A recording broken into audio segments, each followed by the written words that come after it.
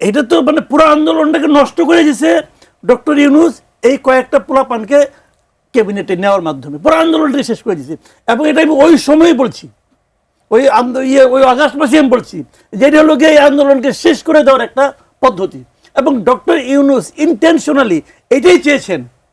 উনি দেখবেন এই লোকটা হলো একটা হিপোক্রেট। ডক্টর ইউনূস সে সারাক্ষণ বলে যে ইয়াংদেরকে সামনে আনতে হবে, ইয়াংদেরকে সামনে আনতে হবে বলে, কিন্তু সেই ইয়াংদের যে আন্দোলনটা, ইয়াংদের যে ফোর্সটা, এই ফোর্সটাকে এই একটা লোক শেষ করে দিয়েছে।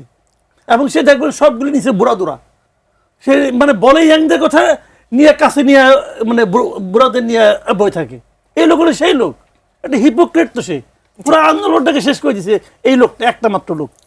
এবং এই আন্দোলনের সবচেয়ে বড় ব্লান্ডার হলো ডক্টর ইউনূসকে নিয়ে আসা, এবং এই কাজটা এরা করছে, এই ইয়াং পোলাপানটা করছে।